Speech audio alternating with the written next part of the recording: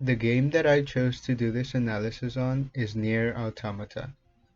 This game was developed by Platinum Games and published by Square Enix on February 23rd of 2017.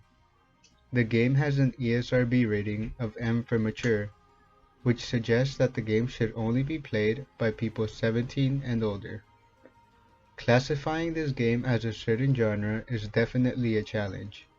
Google claims it's an action-packed hack-and-slash video game, which is definitely true, but throughout my playthrough, I found myself playing a shoot-'em-up game, a 2D platformer, an RPG, and a melee game all at the same time.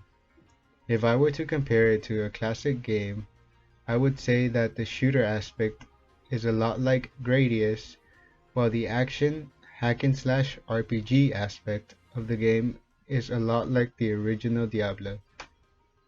Although Nier takes inspiration from many other games, the mechanics, dynamics, and aesthetics of the game create a unique story.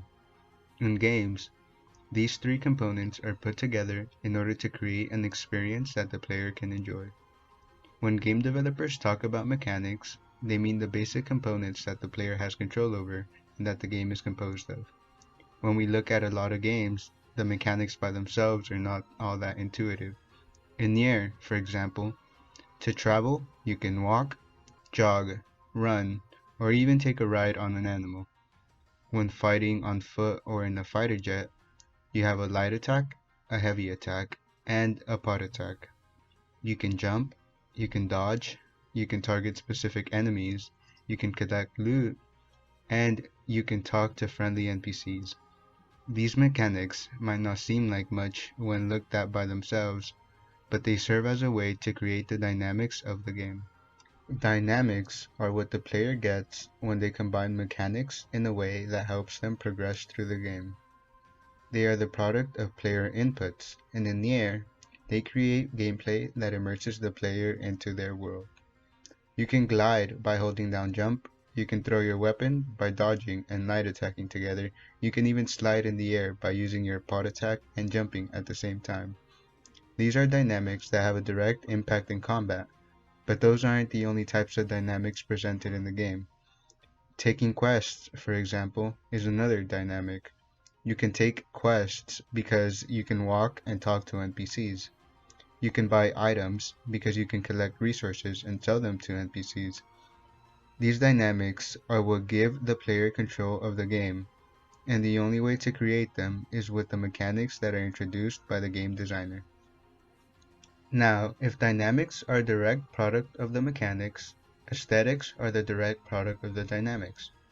Aesthetics are the emotional response that the game is evoking in the players. The atmosphere is created by the different mechanics and dynamics that are introduced throughout the game. Different games have different atmospheres, but the main taxonomy that can be used to describe Nier is fantasy, narrative, discovery, and submission.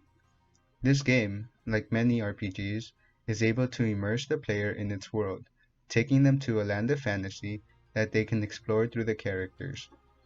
Narrative is the creation of a story that the player is invested in and wants to know the ending of. I can assure everyone watching that Nier Automata definitely has an incredibly captivating narrative. Next would be discovery, and although the map in this game is small compared to other open world games, the different zones have so much to discover, and the transitions from zone to zone flow incredibly well. Lastly, this game is definitely categorized as submissive. There are so many resources that the player can collect, and the amount of NPC interactions and quests is extremely high.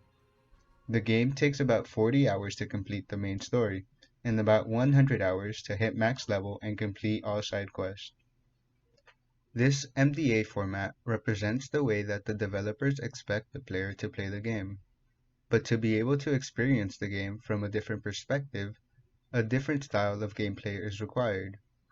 Subversive gaming, or as Edmund Y. Chang writes, queer gaming, is the act of playing with the possibilities of non-competitive, non-productive, non-judgmental play.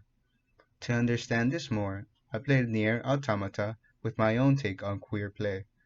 Since it's a game that is heavily story driven, I decided to play the game without interacting with a single NPC. Instead, I decided to just walk around the game world and explore the map. And although the graphics and soundtrack are amazing to watch and listen to, it got incredibly frustrating incredibly fast. Having to walk around without being able to take part in the story really sucked. And I found myself wondering what it would feel like having to walk around without interactions in a world that was made for interactions with other characters.